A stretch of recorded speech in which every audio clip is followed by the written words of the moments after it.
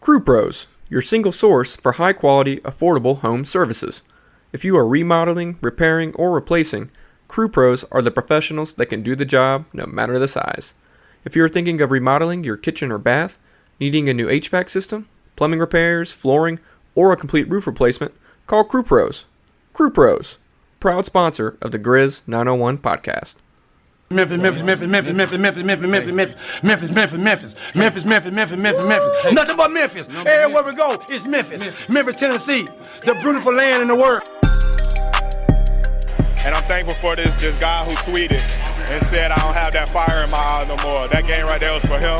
That's what I do. I prove people wrong each and every night, and that's for him right there.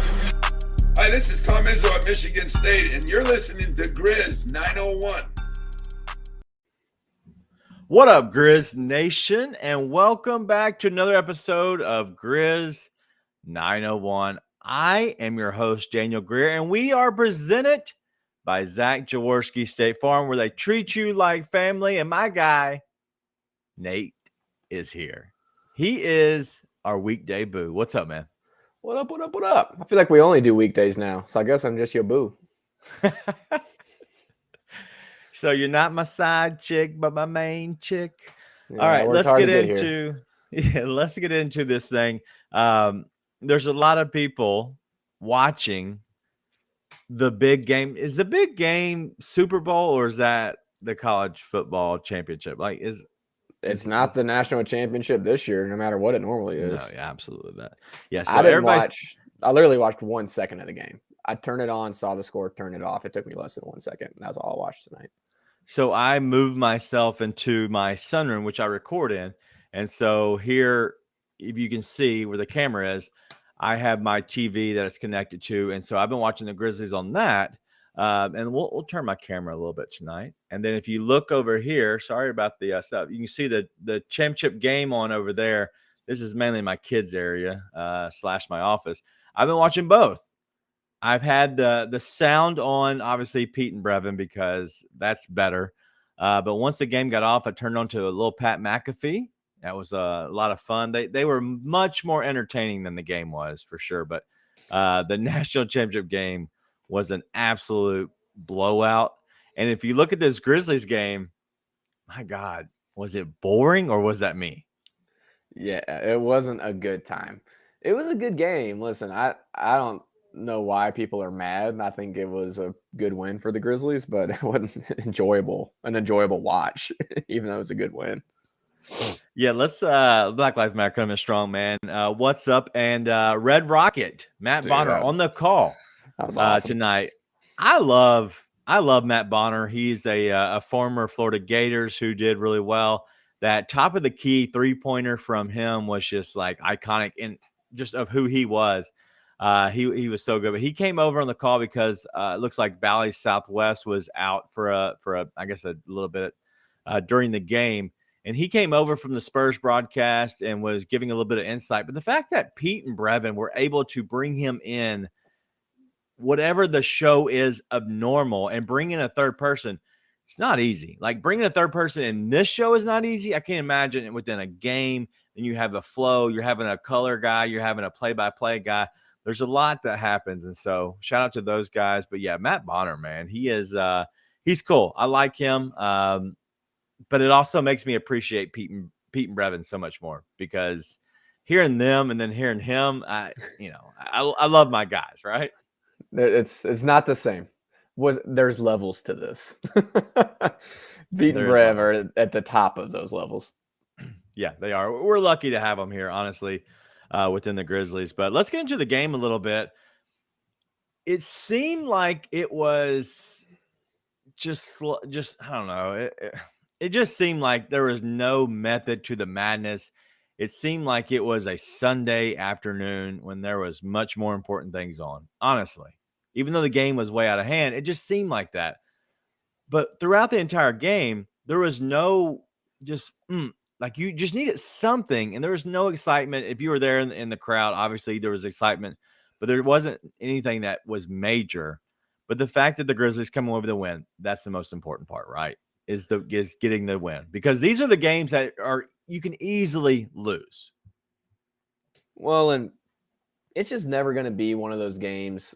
Spurs right now are just not a good team. It's never going to be one of those games where there's an excitement, right? There's only going to be a nervousness that you might lose. It's not an excitement to win. But I think the only part where that gets exciting is where it did get exciting, when you need a run in the fourth and you get a couple of steals, some defensive stops, and then that fly-by three by Dez.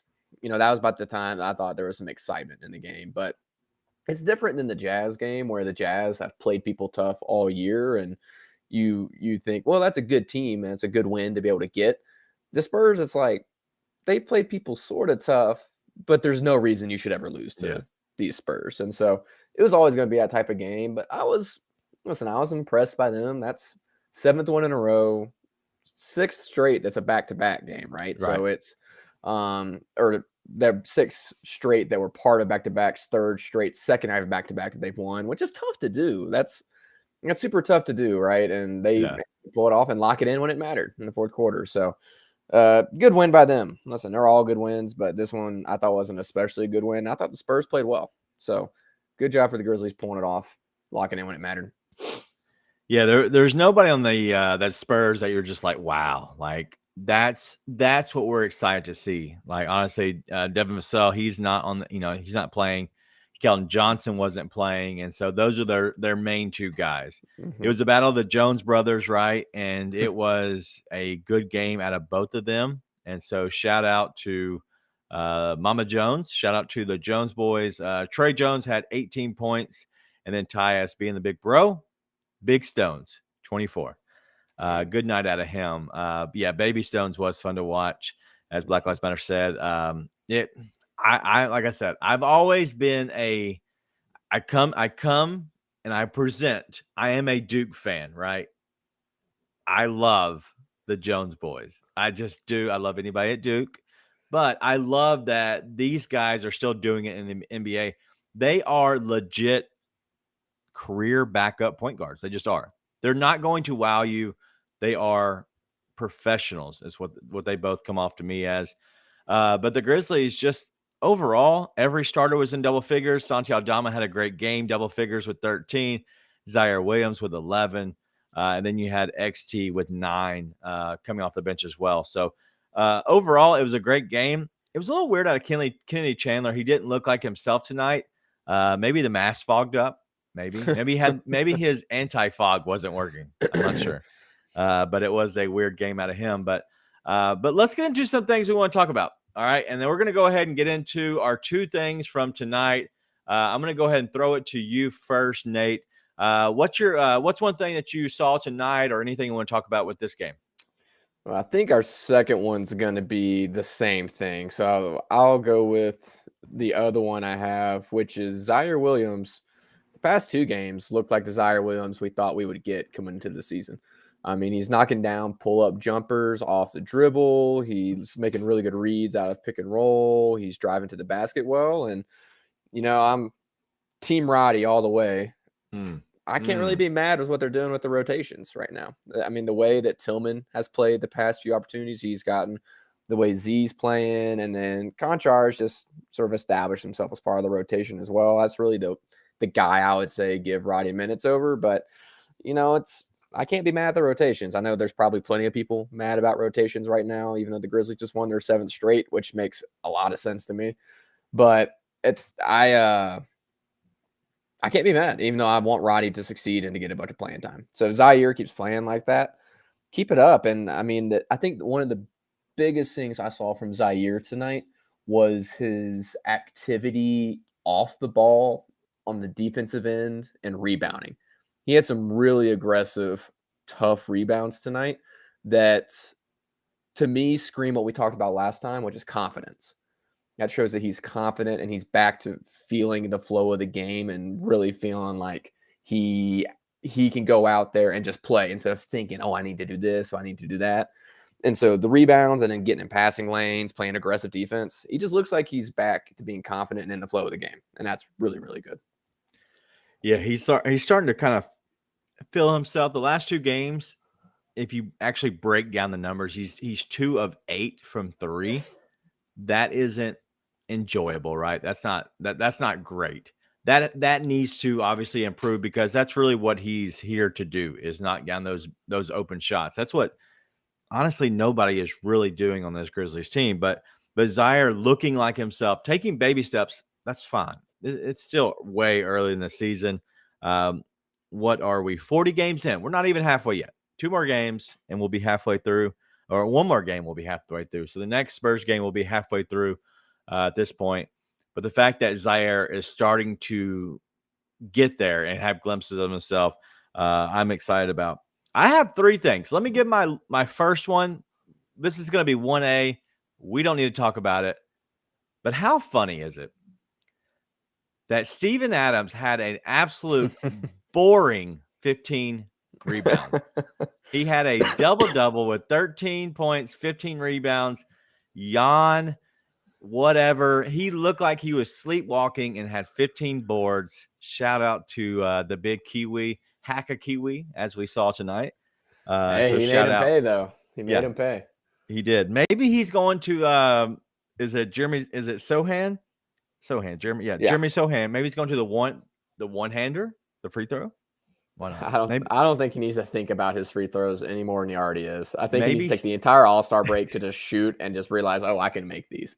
Because he's so much better at free throws than he's shooting right now, which is still not good at them.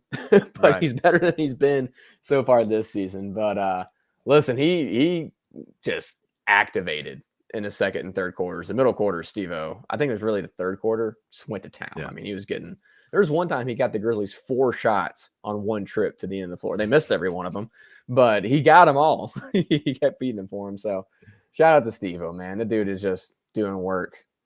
Yeah, he had a absolute boring, sleepwalking double-double. Shout out to Funaki. Love Funaki. He actually had a good stat about him tonight. So go check out his Twitter account. Funaki Stats is great. But the one thing I want to talk about is before we get into the one I think we're both on the same page on, I want to talk about Tyus Jones. Mm-hmm. Tyus Jones in the games where we haven't had Ja Morant. A lot of times we want to look at Tyus as being a great backup. And I've said that. I think Tyus is the guy who he is. He's just a boring backup. He's not going to ever wow you, but he's going to be steady. He's the steady girlfriend, right? The one you always go back to, especially when times get rough. So he is that guy. And tonight, Tyus, 24 points, 6 assists, 2 of 4 from deep. That's what you want out of a point guard. But I ask, is this setting himself up to be a main point guard of another team? Yes. Okay. I mean, it's as simple as that. I mean, you see his numbers. He's averaging over 20 and 6 assists. I think he's averaging over 20 and 6, maybe even higher in the assist department. As a starter, like, who couldn't benefit from that in the league? Yeah. Like, I know that they have Marcus Smart in Boston, but Tyus Jones would be a better starting point guard for them.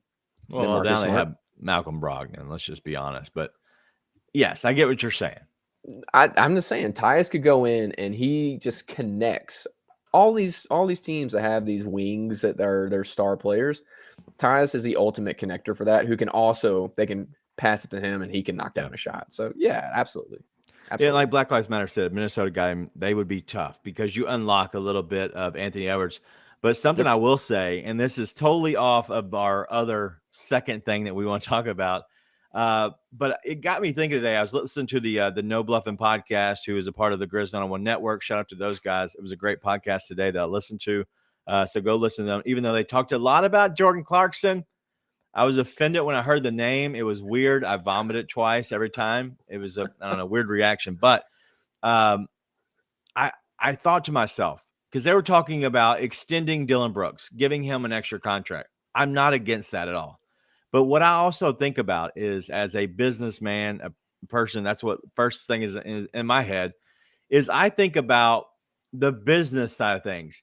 Just like Tyus. If the Grizzlies wanted to move on from Tyus, they are okay. It's like, hey, putting your money in a savings account and feeling comfortable that if you ever need to exchange it for more money or potentially the same amount of money, you always have that. The same with Dylan Brooks. The way he's playing right now, it's good enough and it's safe enough that if you were to give him an extension or pay him in general, I feel like you're going to get your money out of that, whether it's him playing on your team or whether that's trading him off. Do you feel the same way about those two guys? Because I feel like they aren't long for the Grizzlies for forever, but I think they're really good for them right now in this small window that the Grizzlies have created for themselves. I think Tyus can't be long for the Grizzlies. He's just too good, to be honest. And he's too good, and I think that money can be used for something like a Gary Trent Jr. or a Malik. Malik Beasley won't get the same type of money, but another piece that fits the Grizzlies' needs better. Because while Tyus is awesome, and I love having him on the Grizzlies, I love to have him on the Grizzlies his entire career. Right. The truth is, the Grizzlies, if you're playing to win a bunch of regular season games, perfect. Yes. But you need Ja Morant to be healthy if you want to win a championship. And if Ja Morant is healthy, you're probably better served having that money spent on somebody who's more of a shooter and less of an on-ball person. And listen, Tyus is knocking down threes at a really high clip this year. Right. He's doing a lot of stuff off ball that's really helpful, but it's not what he's built to do. It's not what his skill set is. It's not what he wants to do, probably, right? So I think that the Grizzlies, I don't see them moving on from him this year. Could they move on from him next year? I wouldn't be as surprised. Yeah. Will they re-sign him? I doubt they are able to, even if they want to, to be honest. But Dylan, on the other hand, I think Dylan is playing himself more so into someone I could see being on this team long term. And we talked a lot before the season started about, okay, you got to be willing to play this role, right? You got to be willing to fill in this exact role, take X amount of shots as opposed to so taking amount of shots, all this. And he's really done that. And he has been more impressive on the defensive end than I thought he would be, which was the main thing we all thought he would contribute, right? Yeah. I mean, Jaren is putting up freaky numbers defensively, right? I would argue Dylan deserves to be in the Defensive Player of the Year conversation more than Jaren at this point. More than Jaren, yes. Wow. Listen, have you been drinking tonight? If Jaren keeps doing that, not nearly as much as you. If Jaren keeps putting up these numbers every night and is averaging, I mean, he's averaged about 8 blocks a night, it feels like, lately. Listen, Dylan guards everyone from Zion Williamson to Steph Curry to Lauri Markkanen and does a great job doing it. He does a great job doing it. And so, listen, I know I've heard a lot of people say, well, it can't just be the numbers, but then they talk about Jaren's block numbers. When you watch Dylan play defense night in and night out, he does an unbelievable job. His offense last night against Utah, terrible. And he was a freaking hero on the defensive end. He made Lauri's life miserable all night long. And listen, that's what the Defensive Player of the Year in my mind should be. The guy who is, you got to guard somebody. You got an all-star matchup that you need someone to go in and play them tough. That's your Defensive Player of the Year guy. That's Dylan on this team. Jaren's awesome. I think Jaren makes a huge difference, allows Dylan to do what he does, but I also think Dylan allows Jaren to do what he does to an extent. So, listen, numbers-wise, Jaren's going to be the one that gets all the accolades and the recognition. I think as Grizzlies fans, we need to recognize what Dylan does night in and night out, and it's not normal. That's not normal. There's not a lot of guys in the league that do that. So, yeah, I would say that. I recognize I'm probably in a small camp saying that, but yeah, absolutely. Your camp's on fire. I'm joking completely. I like Dylan as defensive Dylan, who he is right now. He is playing on an exceptional level.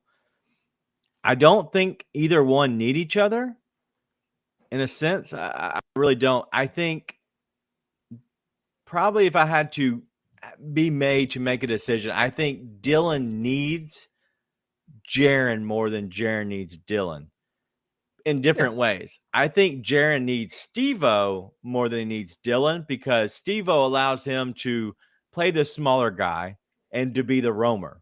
I think Dillon needs Jaren because, hey, I'm going to guard you out on the perimeter because if you go past me, good luck. Like, it only gets tougher, right? Don't try to go at the rim because you're going to have problems. I think that's the issue. I think they both need each other. I think they don't need each other in the same breath. Like, that's obviously a cop-out and a double negative, but I think that they both benefit from each other, but I don't think they have to have each other. But if I had to choose one of the other, I would definitely say Dillon needs Jaren more than the other, just for different reasons. But both of them are playing at an exceptional level right now. I think both 100% should be in the conversation of Defensive Player of the Year. They should both be in the top 5, which means that they should be on the first team all defense, which would be crazy to me to see 2 Grizzlies on first team offense. After the start that we had, it was laughable how bad the Grizzlies were in the very beginning of the year to now. Yeah. But it also, I look at games like tonight, which are throwaway games to coaches, to front offices, to players. These are throwaway games. I don't want to spend any time on the game tonight because honestly, it's like, hey, show up, take care of business, get some numbers, and then, hey, let's go take it to the house. Like, that is legit the mindset. I would imagine, like, Dillon being known as the guy who studies a lot of film. Who is he watching? Langford? Is he watching Jakob Poeltl? Like, what was he watching before the game? Like, what's on his film? He's like, all right, I gotta study Trey Jones.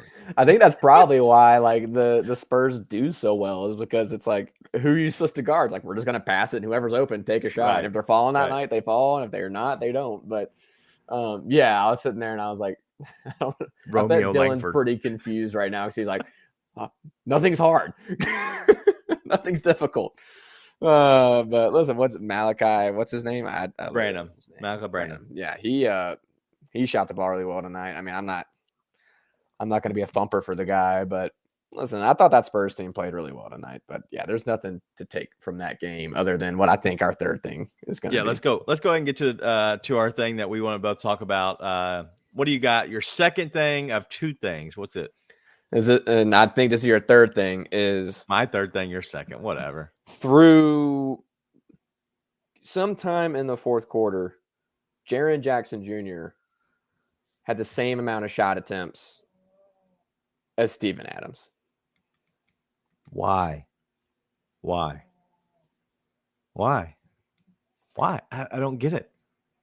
I don't understand. So Jaren Bane is the second best scorer on this team. Right. Jaren is the second most, some nights, number 1 mismatch you have on the floor. And when you are needing to get a bucket and you have a team that's stalling out, what did they do? Small. When the game got tight, what did they do? They threw the ball to Jaren. Yes. Why does it take that being the case? This was never a game that was out of hand. No. The Spurs were never out of even when they went down, they felt okay. Yeah. It wasn't like they got down 20 points. They got down, I think, maybe 13. I think maybe it was the most tonight. Maybe even less than that. The Spurs. Grizzlies? The Spurs. Sorry, yes. Why are you not feeding Jaren Jackson Jr. the ball? He has Jeremy Sohan guarding him. And what happened the one time they started trying to feed him? You know what it did? It opened up a 3 so they weren't taking a 3 off the dribble. And Zion Williams drained a corner 3. Yeah. And the fact that you have a guy that not only can you feed him in the post against a small team like the Spurs, you can give it to him up top and he can take guys off the dribble. There's so many different ways to get him the ball. And the fact you didn't use any of them drives me crazy because you're running plays for Dez. Right. Out of timeouts. You're running plays for Dillon off of screens. Why can't we do that for Jaren? Yeah. Who is your biggest mismatch and with Ja out, your second best scorer. I don't understand it. And I think, listen, part of it's on him. He needs to demand the ball. He needs to get a mentality where he demands the ball, but I don't understand how it's not being drawn up for it. It's pretty wild. Yeah. It's pretty wild to me. I don't know if it's a coaching thing or just the way the game plays out, but all right. So I don't think this is a coaching thing at all. Okay. And I've been. This is genuine. I would love to hear why. Yes. I don't think this is a coaching thing. I've been on both sides as a player, as a coach, whatever. I understand a little bit of both sides on what goes through the game and kind of what your mentality is within coaching. Like you're setting up, I don't know, I guess a different flow of the game offensively on, hey, we want to run the ball through this guy. We want to use this as our flow, such as back screens, front screens, whatever. If it's one-on-one with Ja, if it's just movement, whatever. The fact that Jaren Jackson Jr. has 2 fouls and he doesn't just go grab the first person he sees and tries to put his butt on them and demand the ball. And you know what happens? He's probably going to get a foul called on him for offensive foul. But you know what he's going to say is, give me the damn ball. That's what he needs to say. And that's what has to happen, especially on the night that you're playing a San Antonio Spurs team when the tallest guy on is he 6'8"? Like, let's just be honest. Jakob Poeltl might be tall. Who cares? He's Freddie got fingered too, for goodness sakes. Like, he should be starring in that film, not playing for the San Antonio Spurs.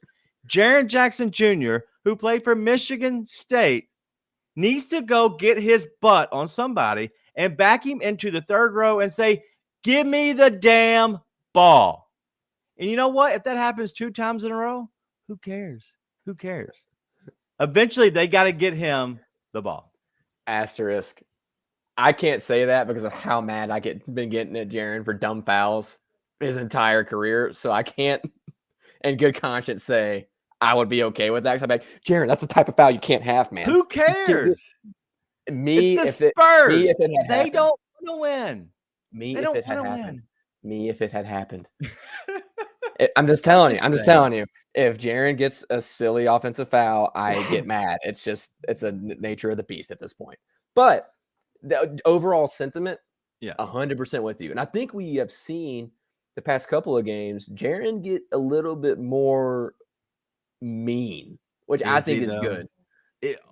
On big plays, when he gets like an open play on a dunk or something like that. That's what I've seen. Like that play against the Jazz when he just took it off the dribble and decided to hammer it home, that's the kind of stuff we need from him. Now, Is it consistent?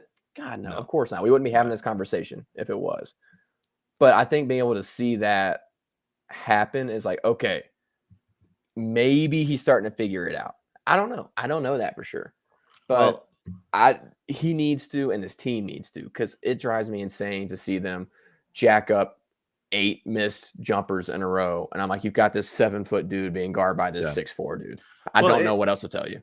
It is easier just on an offensive end when you see the guy flash out beyond the 3. There's nobody behind him. It's an easier pass to get it to a guy such as Desmond Bane. The reason the offense flows more through Desmond Bane is he pops out. There's nobody there. He's open for a 3. You pass it to him. It's harder to say, hey, there's a guy behind you. I know you're really big and you have a wingspan of an 8-footer. I don't know. Just throw it to the hand. Like, it's not hard, but the thing is their offense doesn't look in. Okay, it's always looking out. I think there does have to be a change of looking in a little bit more. Yep. And I know that's what a lot of people are saying. A lot of fans are saying. Black Lives Matter is even saying that a lot of it is Dylan throwing it in. I've seen more of Ja do that. I've seen Bane work a little bit with Dylan. But there has to be a look in to create more movement and openness on the outside. And that's going to happen. But even if it doesn't, Jaren has to be the guy who eventually says, give me the ball. Because if not, it's going to just kind of go as the flow goes.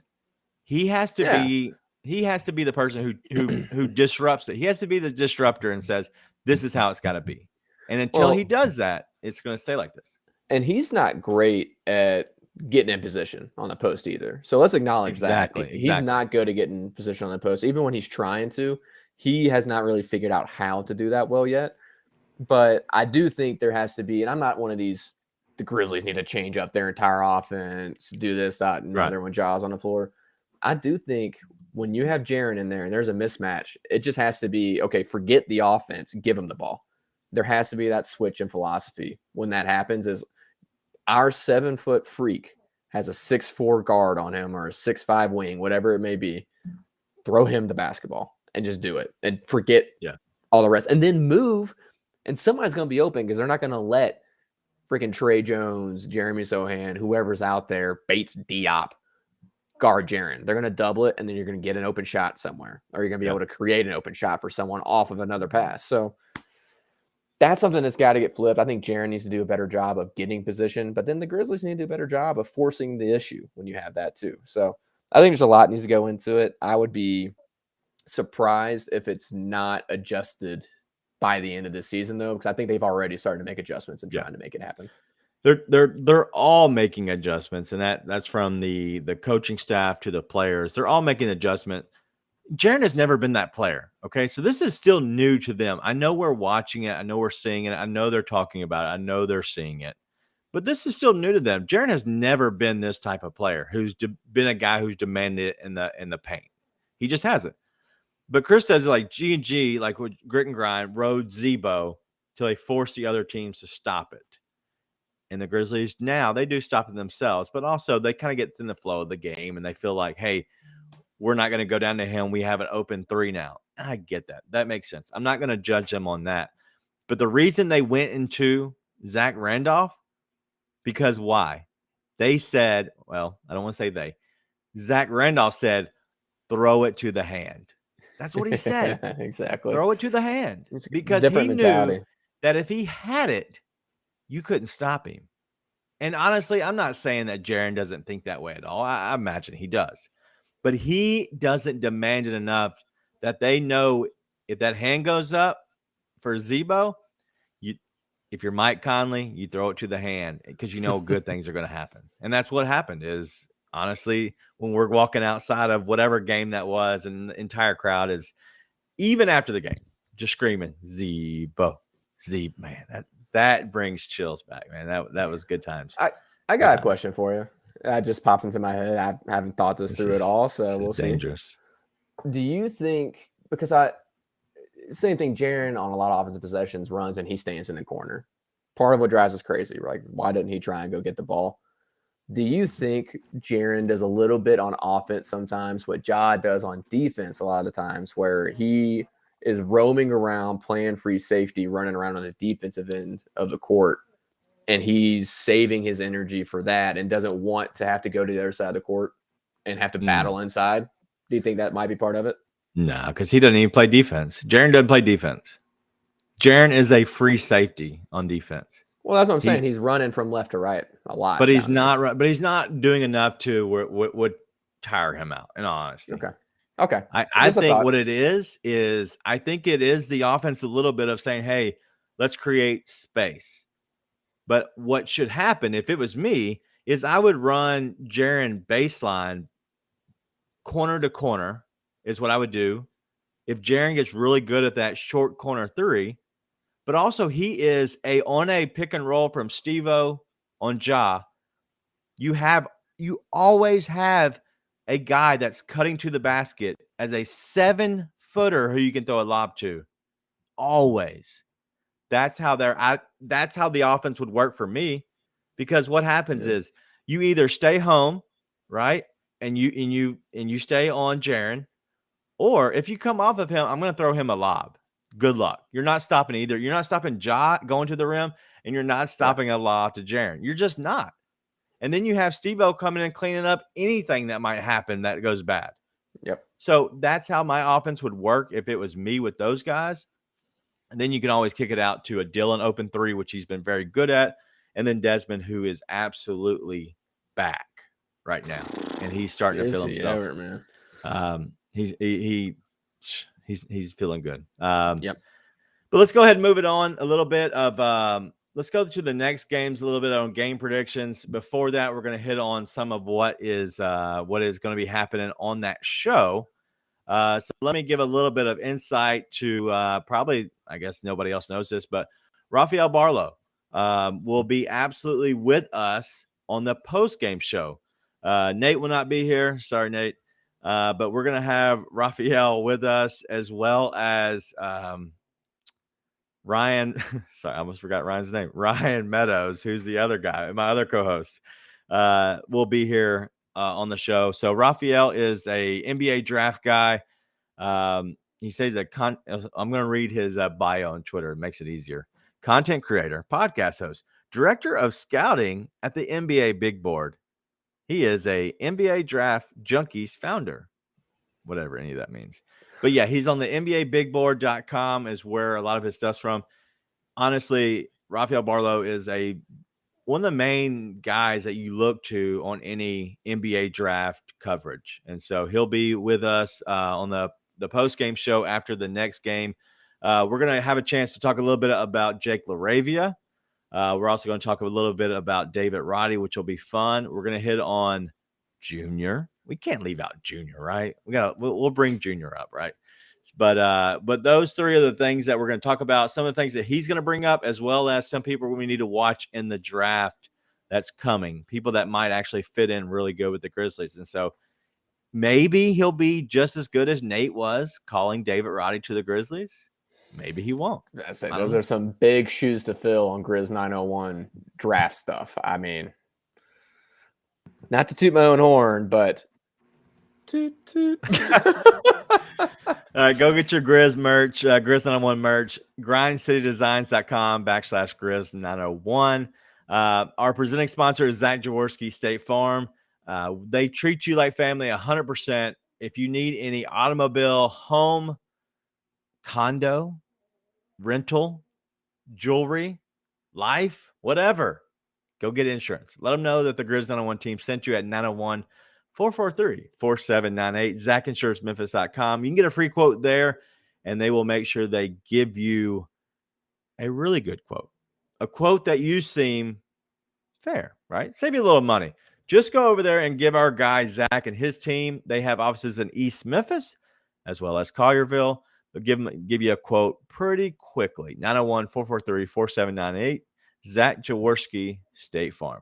All right, if you haven't had a chance, go ahead and give us a rate and review on the podcast. If you're here on YouTube, thank you for hanging out with us. Give us hit us up in the chat if you normally don't. But go ahead and hit us up in the chat. But also subscribe to our channel at Grizz 901. Let's get into what's upcoming. And that's going to be the same thing, right? We're going to the same game, same team. I have one big question. This is not about the game in general, and we don't want to spend too much time on here.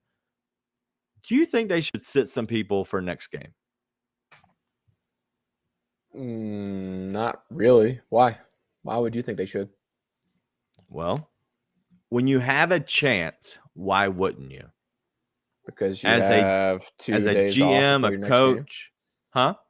They got a full 2 days off before their next game after that. I get it, but let's say, and this is the main guy I think should sit, and that's Jaren. Okay. Maybe Desmond Bain, maybe Steve-O. Steve-O obviously just, maybe turn his ankle a little bit. I think Steve-O would be fine because he was just able to sit out a game.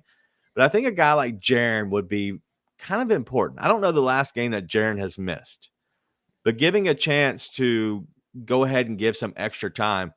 The difference of 2 days off, you get 4 days off. So you get Tuesday, Wednesday, Thursday, Friday before you play again on Saturday. That's big. In the middle of a season, game 41, halfway through, even though Jaren has been amazing, I think this is a good chance to give our guys a rest. So would you, as a coach, give these guys a little bit of rest?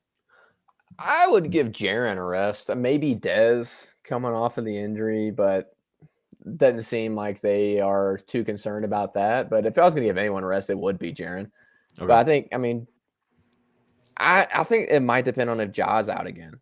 They might hold him out still because it hadn't just been the thigh. I mean, obviously the thigh is the new thing. That ankle hadn't been right since he hurt that either. They might take that opportunity to give him a full week off before coming back. As much as we all want to see him back on the court, I wouldn't be surprised to see him held back out and them to give a bunch of guys rest. So if Ja's held out, I think they rest a bunch of dudes, honestly. Really? Because it's like one of those, all right, we've won 7 straight, playing with some house money. Let's give the young guys some run, give Roddy a chance to make sure he gets some minutes, right? I don't think they want to keep him out of the lineup, keep him away from minutes too long. So I think they think he might contribute later on in the year. Laravia gets a chance to get in there. I don't think they'll let Zaire sit. I imagine Zaire will get in there still. And I don't think they're in any kind of hurry to bring BC back either. So, but if Ja comes back, I think they might keep a few guys in there so he's not trying to go Superman because it's just him out there. Yeah. So a little bit on BC. I believe that they were targeting to bring him back this week after everything's kind of turned out the way it's turned out. My understanding is they're waiting to bring him back next week. Yep. That doesn't mean that he's ready to play now. That just means that they moved the target date back. Whatever that means. Take it as you want. I would like to see some young guys get some run. I'd be down with that completely. My whole thing is I don't want to have too many young guys because then honestly it can get off the rails quickly. Right? Our G League team isn't great, okay? And that's mainly who is on our bench. You know what I'd love to see is Vince Williams.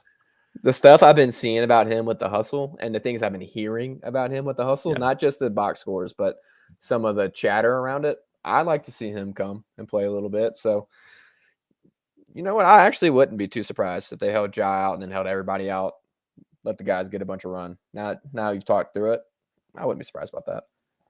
You see, I just think that they're going to go ahead and try to get a win. I don't think they're going to hold back on not getting a win. Whatever. Not necessarily everybody, but more people than I would think. Like I wouldn't think about leaving Bane out, Zaire out, Jaren out. Jaren's really the only one, but maybe they give Steve-O a little bit. I don't know. That the ankle worries me a little bit because he just constantly rolls that thing. Well, Xavier Tillman is really good against nobodies, so just keep playing them, right? Just keep playing against these nobodies. Get that draft stock up. I'm not draft stock. That trade awesome. He has been trading. He has been playing awesome. But Tillman, I know you're the best man of Jaren, but hey, you're playing great. Get that trade stock up. This is working out for everybody. A little wrench in the plans, and we're about to get out of here, so we won't be here too much longer. But the Hustle have a game Wednesday, and it's an away game, so we will know 100% whether or not that who is going to be at the game, and I think we'll get a good feeling tomorrow. So Tuesday, we'll get the full Grizz PR. I think it should come up probably 1:00 in the afternoon. I believe it does come out. We'll get a full understanding on how the Grizzlies are going to approach that game. If they do not send anybody back to the Hustle by 1:00 on Tuesday, then I'd imagine that they're going to keep them here, and it's going to be definitely a G League heavy game.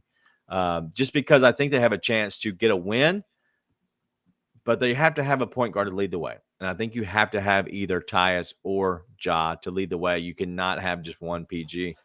And I don't see them sitting Tyus. So I think that we'll find out tomorrow either way on that. And either way, Junior's not playing. All right. Sorry. I apologize, everybody. Junior's not going to be there. He'll be in Wisconsin, I believe. Yep, Wisconsin, playing the Herd in Oshkosh, Wisconsin. Lucky Junior. Yeah, and that's okay with me. Wow. All right. That's all I got. I'm okay with Junior not playing. Now that we pissed everybody off. Yeah, tonight, honestly, there wasn't much to talk about. The Grizzlies won in a throwaway game. It was kind of boring. Thank you all for hanging out with us tonight. It has been a lot of fun. Wednesday night, we're going to be talking a lot about draft stuff, and it will be about the young players because Raphael will have very much an insight on to a lot of these guys that are really going to be on the court. And we're probably not going to be talking about just the Grizzlies, right? We're going to be talking about some of the Spurs, the guys on the other side, as well as guys around the league. Also, we got to talk about Wembayama. Like, he's coming into the league. Everybody's tanking for Wemby. So we're going to make sure we talk about him as well. So it's going to be a lot of fun. So make sure you tune into here. We will be going live here probably 10 o'clock again, Central Time on YouTube. If you have any questions for Raphael Barlow, please come in, put them in the chat. We'll make sure we get them to him and see if we can kind of answer some questions that you all might have about any kind of people that might be drafting. So that's all I have. Nate, do you have anything before we get out of here? Nothing. Keep on the lookout. We got a few new articles that just got turned in. We're going to get them cleaned up, put out. So got some articles coming out of Grizzlies, but other than that, no. Enjoy Wednesday. I'll be enjoying just watching a game and not talking about it. Yeah. Man, sometimes I enjoy that the most. Yeah, we're gonna have a show this Wednesday, and then after that, we will not. It's my wife's birthday coming up. Her actual birthday is Sunday, and her dad's is Friday. So we have a fun-filled weekend. So Wednesday will be our only other show for Grizz 901 for this week. But make sure you go check out the No Bluffing podcast. Those guys, they're raw. They're great. The team there with Nicole, Chris, and Luke are always good. And then you also have the free basketball guys. If you haven't heard about Last Mascot Standing, please go listen to free basketball. I don't care if you don't like more NBA stuff. We're working on that show. We're trying to integrate a little bit of a Grizzlies / NBA hybrid of giving a lot of the NBA news and what's going on around the league, as well as giving it the spin of the Grizzlies. But one of the guys there, Cody, who is very, very funny, he always brings up something random, and he's made up this Last Mascot Standing tournament.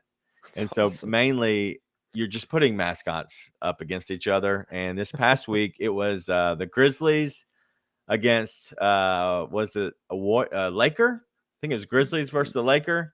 And yeah, it was. And Heat and Thunder. Yeah, it was classic. Heat and Thunder. And the Thunder one was the funniest because Ryan kept thinking about lightning the whole entire time. Everything went back to lightning and how a thunderstorm and all this. And Cody kept saying that it's just thunder. It's just the sound, the thunder. There's nothing to do with the lightning.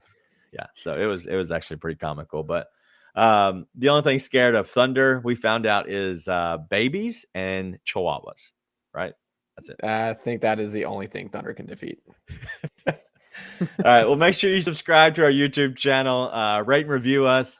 If you want to hear something, if you have somebody we should bring on, let me know. I have my ways of finding people and bringing them on. We will eventually get some more college coaches on here. It's taking a little bit of time. These post-game shows are throwing a wrench in our plans. I'm waiting for a big Jitty game to release my big interview with Coach John Kaufman. But he hasn't had a big game yet. So I'm trying to hold on to that. That one's in the bank. We're going to hold on to that for a little bit. So, but that's all we have. You know how we do it. We end this show. Be nice and tell your friends.